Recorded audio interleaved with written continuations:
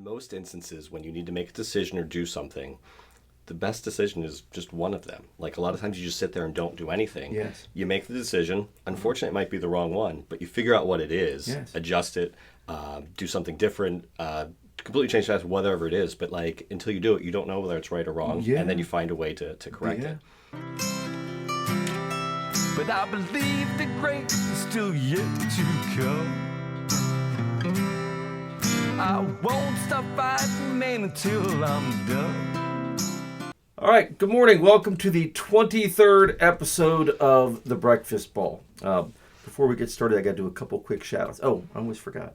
I always tell people, when you're rich and famous, if you got something on this podcast, we get 10%. Just so you know. I didn't see that in the fine print, but Yes. we'll go along with Oh, it. yeah, We'll see. thank you, sir. Jeff, I appreciate that. Thank you. My couple quick shout-outs before we get going. Luke Canino, a lifelong student of mine at the Big Swing Golf Center, South Jersey Golf Schools, won the Carl Arena High School Golf Tournament yesterday. The Carl Arena is the largest high school tournament east of the Mississippi River.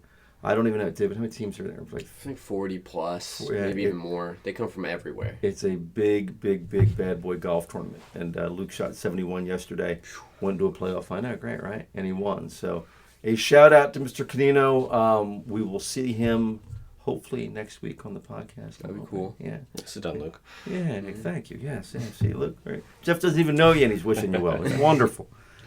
Second shout out, I don't know if you heard, I think I read it somewhere this morning. I don't know. It's did the New York Knicks win yesterday? I'm not sure. I didn't catch that. I don't. Something just tells me, screams to me that New York Knicks won. And I always say, in addition to being a lifelong Knicks fan, and you can't give me too much crap because the Knicks, right? The last time they won a championship, I was like 3 years old. So I mean, like the fact that I watch like 60 to 82 games every year, and like I just watched a loss after a loss. They're finally winning, so God bless. And also, David didn't know this, which shocked me. Or it's DMG, by the way. A little known fact, when I coached basketball with my oldest son, Colton, I had this player on my team when he was like 10 years old named Jalen Brunson. So Ever heard of that guy? Never heard, it's fantastic. So you know what, I'm still expecting him to say, one day after one of these games, when I was 10 years old, Coach Cardia shaped my life. I don't think that's coming, and I don't think I'm getting my 10%, although I really wish I would. But Get him on the podcast. yeah, you know what? I don't think he's going to return my call, but that's okay. Maybe if we get big enough, he will. Who knows?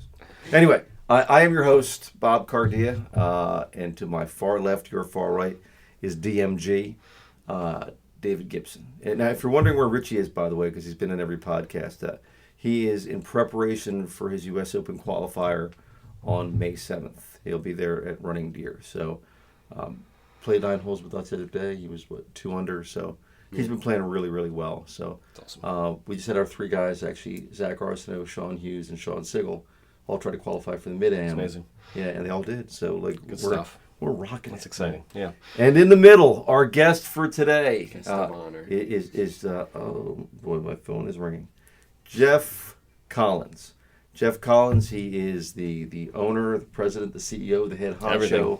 of Dogleg Golf. Dogleg Golf is located in Cinnaminson. Yep. Yes. So I always kick, as you guys know, I always kick our show off with a quote. And the quote for today is, "Jump and the net will appear." Coming from a guy who runs his own business and my ready, fiery mentality and just this podcast, because we started this having no idea what we're doing, although we probably still have no idea what we're doing. But I brought Jeff on the show today because we're actually partnering up, doing some lessons up there, some new programs. But I want to hear, because I never actually heard the entire story of how Dogleg Golf got its wings. So, Jeff, your story. Well, first of all, thanks for having me. I really appreciate it. This is a great setup. Really appreciate you having me. So I've been in sports my whole life. Played golf at a young age. Was never as serious as a lot of your players and the people we're talking about and Luke, but always enjoyed it and played throughout my as a teenager and into my early 20s. My wife and I, we both played. We played on our honeymoon. Kids came. Where was that? We went to Maui. So played Wailea, played Haleakala We'll take up much room, Municipal by the way, if you ever want to take Yeah, it was beautiful. It was nice. I have 2 children. They're now 13 and 10. but when they were younger, didn't touch the clubs much. You know, it was not around much. When they got a little bit older, I got back into it, and I kind of dove head first. Played as much as I could, did everything I Ready, you know, fire in, baby. really got out as much as I could. On a professional side, I was in the clinical research industry for 17 years. Very successful, did a lot of great things, gave me a lot of great opportunities. The past several years, I really caught that itch. And I think a lot of times, I think one of the defining moments was one of the first summers I really got back into it. Was playing a couple times a week, really enjoying it. And then the fall and winter hit, the weather turned. Yeah, You great. couldn't get out there. Yeah. And I just had that. And I actually took lessons at one of the places that had a simulator. And I was like, man, this would be great to like Pretty cool, as right? an option for the bad weather, for the winter, and also to help work on your game in between, you know, in between lessons or in between rounds during the spring and summer. And it was kind of just an idea, and tossed it out to a couple buddies, friends, family. And the more and more I talked about, the more and more, you know, interest it garnered from everyone else. And as things went, you know, I love your ready, aim, fire. It's kind of, you know, you think about it, paralysis by analysis. Correct. You kind of like, so I finally just kind of decided to pull the trigger, got the wife's blessing, and we went for it. Started looking at spaces, started By the looking way, at your wife pricing. is a wonderful woman, I'm sure. Because that's She's the best. Yeah. She's, you know, my better half. Really, none of this could have happened Feel free to without give her a her. shout out right now. So, Allie, you're the best. Appreciate everything. got your back, Allie. No, it was great. So it took, you know, it was all in all probably 3 years in the making, but really once the true decision to do this and run with this. Pick that location. So I looked at a bunch of spaces. I worked very closely. I used the TrackMan technology, worked very closely with their team. They worked with my GC and the architect as far as like the space I needed, electrical work. I looked at, you know, probably 15, 20 spaces. Wide range of different things. I love the space, the area. There's a lot of public courses in the general area of Cinnaminson. Right down the road from Riverton also. Yeah, right around the corner from Riverton. You got Pensauken. You have Ramblewoods right there, Golden Pheasant. A lot of courses right there. High traffic road too. High traffic road. A lot of golfers in the area. Not a lot of ranges. That's the other thing. One in the winter, I want to replace outdoor golf. But as I mentioned, the spring and summer, I want to supplement golf. You know, work on your game in between rounds. You know, I know as a father with 2 young kids, I'm busy taking to practices and friends' houses. It's hard to carve out time for 2 or 4 hours to play around. Completely. You can squeeze one in a little quicker to simulator. So, it works from a location standpoint. I'm in Morristown, right around the corner, so it's Yeah. convenient for me as well. It's funny because he talks about I've run ranges before. You know, I've built ranges before. People don't realize there aren't many ranges out there. You know why? Because most ranges fail. Yeah. Right? What people don't realize is like, oh, how hard could it be to just put golf balls out there? And yet, one golf ball, especially like when I ran the floating range, runs anywhere from 55 to like 85 cents a ball. Yeah. And if you have to order 2,200 dozen at least 2-3 times a year, that's before you ever pay a bill. Like that's big bucks, man. It Well, that's gets just you. that. And then you know, looking at spaces and stuff, the real estate, like it's a large piece of Yes. land that costs a good piece of money. And now the constraints they put on you with like netting and whatnot. You ever look at the cost of netting? Yeah. Like our facility down at Big Swing is 28 acres, so there's no netting involved. Yeah. But like if you have to put it in a metropolitan area, because when we put it down there, people are like, nobody's going to come here. Yeah. But as it now turns out, like all the other ranges are basically closed now. Like Big Swing, Yeah. with the technology and whatnot, is thriving. Yeah. All right. So you opened when? So we opened at the end of February. So we've been open for about 2 months. Okay. So the ball's rolling, it's out and running, and things are going really well. It's really exciting. Yeah, good. Now, I know, and this is just from my own personal perspective, is when you run places like this, you like to integrate yourself with other. And you were talking about you're doing corporate events now, and Yep. you're doing So how does one set up a corporate event? Yeah, so right now, kind of we're rolling into things. I'm learning as we go, kind of like you Yes. said, aim shoot, and kind of adjusting All right. as things I love go. it, man. I do. You know, one of the reasons I started, Dog, like I want to make it available for all golfers, make it accessible for all levels. I know the golf heads, the people who really into it, they find their places to golf. People getting into golf sometimes it's a really difficult thing to break into. It's an intimidating sport. You go out on a course, you have a foursome behind you, you're worried about how fast you're going, what you're doing, you're hitting the ball in the woods, how quickly do I need to find it? Like, Well, I'm sure you don't hit the ball in the woods. I live in the woods. But it's a tough thing to get into, and I want to make it accessible for those people as well as the seasoned pros, the scratch golfers. But with corporate events, I'm flexible. I have a standard kind of party package that I do for like birthday parties. I've had a lot of kids parties, but I've had a couple things like, hey, I'm thinking about this. Can we do this? And it's a good space. It's about 2,800 square feet, so it's not just the simulators. We have It's some open space. a beautiful We are facility. BYOB, so you can bring in food and drink. So flexible with that. So, I'm working with a company now that he wants to give kind of like a little sales presentation and then play a little bit of golf. So we can set it up so you can have presentations on the big screens and then set up a little tournament close to the pin or just kind of play around with your buddies. So. I love it. So we're now going to be doing a ladies' night at your Really place. excited for that, yeah. Yes, it's going to be. We have a catered charcuterie board, wine. It's going to be a good time. That's on June 21st. June Yep. 21st. So we've been passing that literature out to our lessons and Yeah. whatnot. A So. month or so out, Yeah. or 2 months almost out. So Yeah. hopefully it won't get too crazy, ladies. But yes, it's that's going to be on the 21st. We're looking forward to that for sure. You've seen the new flyer. Absolutely, Okay, yeah. wonderful. Yeah. Good. All right, so let's go with this. Running your own business, and I the pitfalls, the ups and the downs. I mean, it's always funny because every time you think you've got this beat or conquered, something else comes along, and there's always presents itself with issues. So, a quote that I do like is, "Every problem is a gift. Without problems, we cannot grow." So, I'll kick it over to DMG here for a second, David. So you talk to me, okay? Because you've now, been on staff now for at least a month or two, right? Yeah. So, Over 2. yeah, over two, yeah. I find out good stuff. I always tell everybody I have a great memory. It's just a short one. That's a good one. So DMG, okay, without problems, or a problem's a gift. Tell us about a that you've run into so far that is a problem that you now deem as a gift. Yes, definitely getting into this business, giving lessons and being at Big Swing, definitely comes with its set of problems, like every job. But I definitely think adjusting to them, learning from you and Richie have really been the key. And I've seen how Richie, something came up yesterday, for example, he couldn't make a lesson because he had to go see his sister's graduation. The way he called, texted, and rearranged the guys' meeting to actually end up giving a lesson to me. Right. The professionalism, the rolling with the punches, I've learned from Richie and you a lot with that. It's more about just taking it in and keeping it moving. If you get, what did we talk about, paralysis? Or paralysis by analysis. Yes.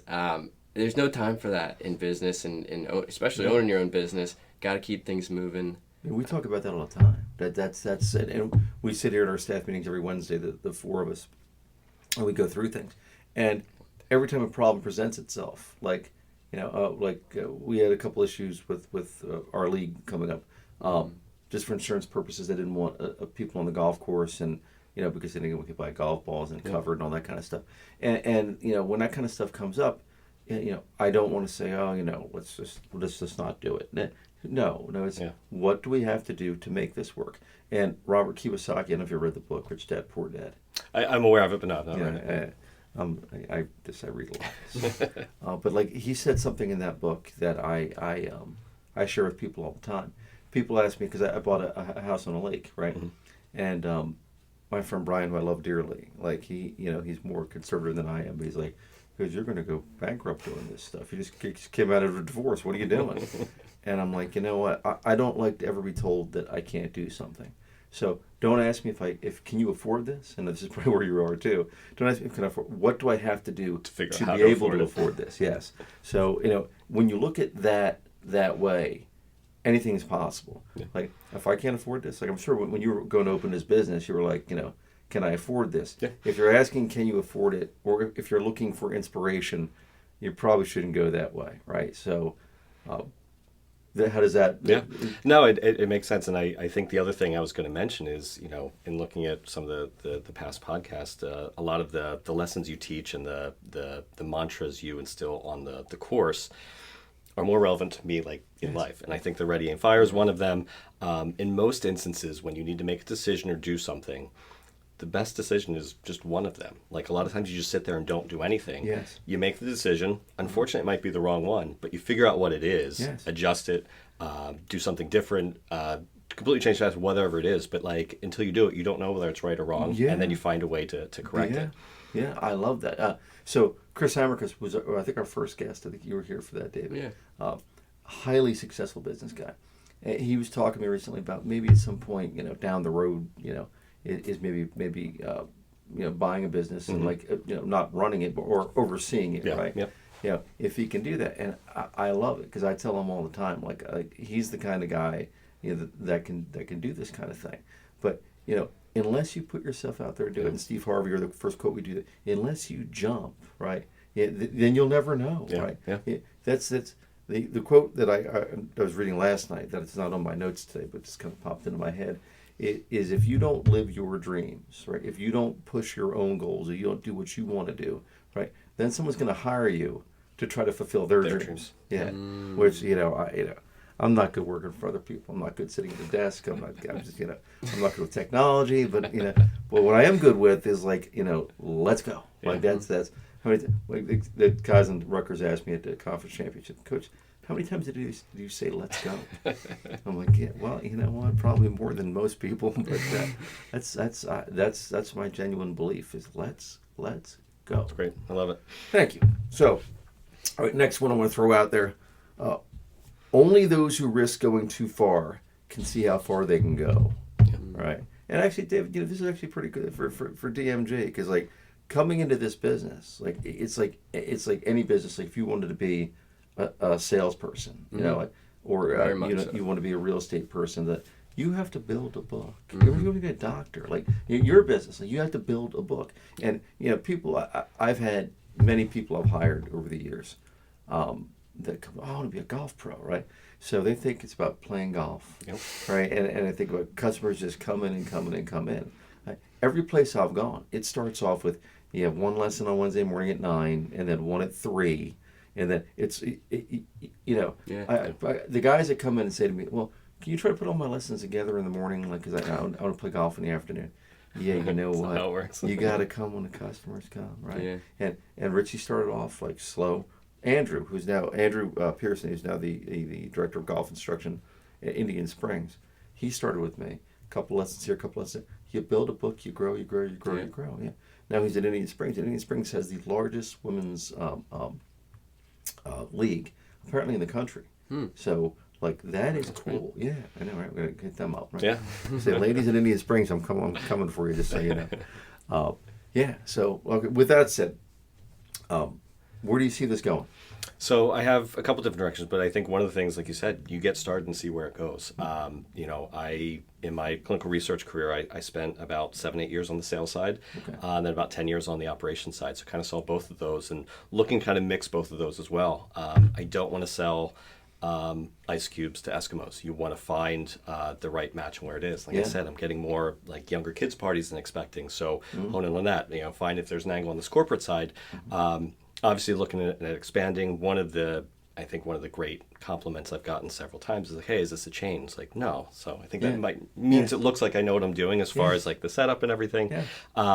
But looking at growing and expanding, I like some of the models. I don't want to be like the Topgolf necessarily, but I would like to incorporate food and beverage into places as we expand. Of course, get bigger, different locations. But I like the idea of the food and drink. I like the I like the idea of mixing the casual and the serious golfer, and but don't want to steer away from the golf as much because I do think it's the important part. That's the part I love, and I always want that to be the core. That's a conversation you and I can actually have because we did that. We had the snack bar at Big Swing.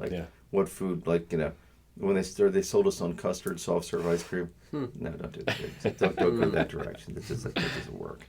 But yeah, it's a conversation you and I can have because I found. because with the health and all that kind of the board of health, and there's certain things you want to get involved. Well, the amount of permits and things that they do with Yes. what I think is a relatively simple building a business model. Nothing is ever simple. I'm horrified You know? of tackling the food and beverage, but it's something that's, like I said, You want to hear crazy? I'm gonna say crazy. So we decided to open that snack bar. Okay. So it's a 28 acre. Have you been down there yet? Yes, I have, Okay. yeah. 28 acre facility, huge facility. So we're gonna open a snack bar. How hard could it be, right? Okay. So the capacity of our septic system, right? That's what came up at like the planning board meeting. And we're like, well, not that many people use the bathroom. Well, they're like, Well, if they're eating and drinking. Right. So you know what they did? This is a true story. On a busy weekend, they had somebody come out from the township, sit in a chair between the two bathrooms, and count the number of people on a Friday, Saturday, and Sunday use the bathroom. How'd you like that job, by the way, folks? Yeah. I'm the guy who sits outside the bathroom. Excuse me, did you flush? Because there was also a urinal or a toilet. So, like, you had to determine which one it was and how much water was used. And, like, I'd just rather shoot myself in that job. But that was so I could open a snack bar. So, like, you never know, right? It's crazy. Did you have to get any permits or anything just for I mean, obviously for the business itself, but like for people swinging golf clubs, like insurance and that stuff? Yeah, or, so I had to work with a lawyer. There's a waiver you need to sign, kind of to cover your bases gotcha. on that side. But other than that, no, it's just the standard kind of building fire Cool. permits and electrical permits and things like that would come with any kind of building or There's structure. a template, right? So there's categories of insurance. Each township has the permits, and then spoke with the lawyer as far as covering yourself from a waiver standpoint. Gotcha. You could probably, because I know that what I've done, because the golf school is obviously insured, that if you join an organization that offers insurance, you can kind of piggyback Actually, on yep. there. Yeah, that's what we've done in the past. Yeah, well, we're looking forward. We haven't done much up there yet, but Yep. we're available for lessons up at Dogleg. So if you want Richie, myself, or DMG over there, we'll be available to teach up that way. Entrepreneurs. I love entrepreneurial stuff. So it's interesting. So did you play competitive golf at all? I did not. No. Okay, So all I right. played soccer, basketball, and baseball in high school, and then played club soccer in college. Okay. Where'd you go? University of Delaware. Okay. Yeah. Blue Hens. So, Nice yeah. campus, by the way. Beautiful. That's Yeah. what sold it for me. Yeah, It was, okay. it was between. You were rival. I went to Towson. Okay, So yeah, you guys yeah, were rivals, yeah. so can't like you that. But now, are you from the Cinnamon area originally, or no? So I grew up in until I was about 13. I lived in Pennsauken, and then moved out to Chemung, where my parents still are now. And then my wife and I, we've been in Morristown for the past 8 years or so. Okay. So in the general area, yes. Do your kids play golf? Yes, they're getting into it. Love it. Nice. So, Okay. Yeah. And they're 13 and or 10. 10. Okay. 13 and 10. All right. Yep. So you gotta get them involved. Yeah. So, but you know what? South Jersey Golf Schools. There you go. Here we So go. when they're rich and famous, way to modify this deal, right? Because Well, yeah, if I if you're get getting 10% of me, I don't know if you can get 10% of them too. I don't know. if yeah, I that's- know, right? But we'll give you 12. I'll take 10, and they can keep the other 78% or so, something like that. I'll send it to my agent. We'll see if we can work Right, something out. exactly. That's what I tell my kids all the time too. It's but is that what the sport they want to play? Because I know my kids like it's. I tell this story all the time too. So I've coached the middle school wrestling team. I've coached football. I've coached travel baseball. I've coached travel basketball. It's when my kids became old enough to play sports. Yeah. You started with golf young. I did, but so I played junior PGA golf. Yeah. Then I played high school golf. The high school team, we made a couple state finals. College golf, we won a conference. Then I went on to play a little professional golf. I got 4 fused vertebrae, so that career ended. So that's why I teach. And then my kids are all old enough, and guess what I ended up as? Yeah. The president of Little League Baseball. Yep.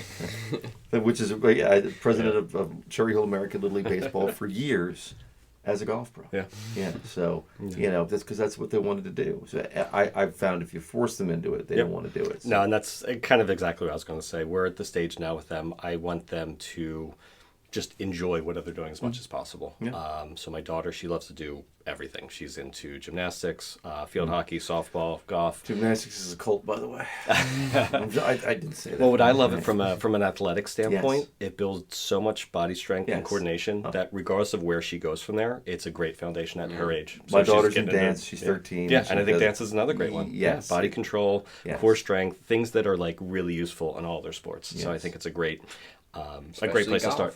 Especially Yeah. golf, that core strength. Yeah. There you go. Well, it's funny. That's the other thing I like to tell, not necessarily my kids, but maybe like high schoolers, like when they're looking at sports and like, maybe when you're in high school, you think you're going pro in whatever you're playing, and the likelihood of that is minimal. Almost nothing. But I can guarantee, like when you're 15, 16 playing baseball or basketball, you're likely not going to be doing that, playing pickup basketball or playing baseball when you're, my age, 42. Yeah. You'll probably be playing golf. So get started now, like enjoy it, get good at it. And, I was, kind of behind the eight ball on that. Wish I had started kind of more seriously at a younger age, but yeah, but all in all, with the kids, they're both interested in golf, but many other things, and not pushing them in any direction. Yeah, although your daughter, it is the most unused scholarship. That's my wife. She played field hockey at Cornell and actually coached at Morristown for 17 years, and that's one of her big things. It's the biggest opportunity for scholarships for because there were young women now. there were no high school girls golf teams like 10 years ago, and now. I guess the word's out now because everybody has a girls' golf team. Literally, if you can break 80 as a girl, you're gonna get you're gonna get money. If not a full scholarship, you'll get something. I know the unicorn Annabelle, who was one of our students. She's good golf swing. Shoots in the 80s. She got offered scholarship. That's awesome. Not full rides, but like enough money where it was worth her while. Yeah. So you never know. You don't. That's I was a site director for the Girls LPGA's girls golf program for a long time. Actually, Debbie just came out. So Debbie, actually, her daughter Elise went from us and ended up working for the PGA, and ended up as a rules official for the USGA. Oh, that's cool. So yeah, it's pretty cool. I don't know. I'm like the Bill Belichick or the Bill Parcells of South Jersey golf. And cut off your sleeves. Yeah. Oh yeah. What Clyde Frazier, baby, let's go. You gotta understand, man. Being a Knicks fan is a long-suffering thing. I'm a Philadelphia fan. I'm well aware of pain and suffering. Yeah, that's true. I know. He was talking about his Phillies, and they're doing well. That's fine. But like I always say, like with Phillies fans, like you could win like the next 25 World Series in a row, and I'll be long dead by that point. And like then you'll finally catch where the Yankees are now. Just saying. I'm sorry. I know where I am. Anyway, is there anything else you want to throw in there? I love the entrepreneurial spirit. I love what you're going for.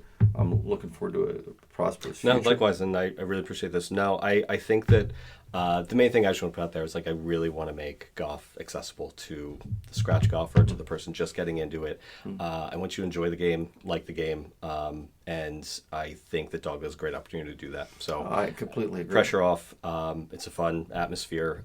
A really great way to either better your game or learn it. And I encourage everyone to come check it out. And they use TrackMan technology, which I've used other simulators before. TrackMan, it's the best. So it thin slices stuff into a really high level. So you went go big or go home. I worked with and had the sales presentation from a lot of the different simulators, and they really did offer the best there was. Right. It's accurate up to the half a yard, and like I said, for the scratch golfer, the one that's really working on it, it gives you all the data and feedback that you need to better your game, and also has a lot of easy, fun things to do for kids and people just starting off. So it really does offer the gambit, and regardless of what you're doing, it's the best of the best. It really is great technology. Yeah. Because you could probably go with one of the less expensive units and capture like the party crowd and all that kind of stuff. But if you're looking to catch everybody, that's what the really competitive players always say is the TrackMan. That's what they do. That's what I love when you watch the players on the range before a big tourney. You see the little orange box behind them on the driving range. Mm-hmm. They're the same ones we have at our facility. So. I was gonna say, coming from me, I've used simulators a few times. TrackMan's by far been the best, and I've realized I'll go with my girlfriend who. Listen, I teach golf and golf swings. Her swing is no good. I would not take her on the golf course.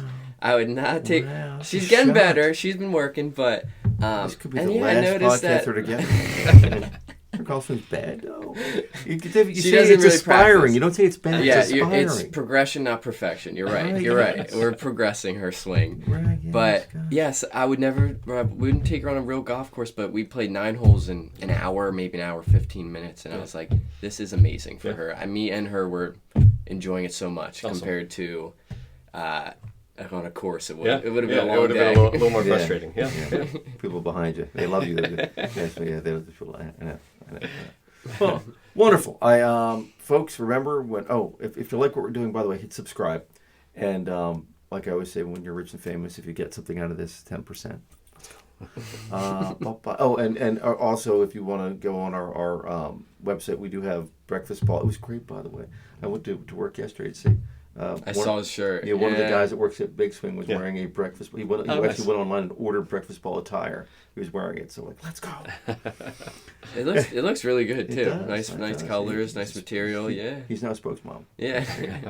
We got a model. Well, anyway, folks, thank you so much for joining us. If you need anything, South Jersey Golf School, Dogleg. We hit we're at Big- 100K. What's that? We hit Oh, 100K. yeah, I forgot that. My God, what am I doing? Yeah, that's a big I should have one. put that at the beginning.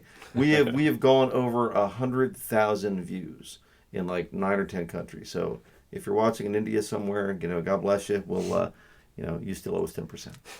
Ciao. Ciao. Take care.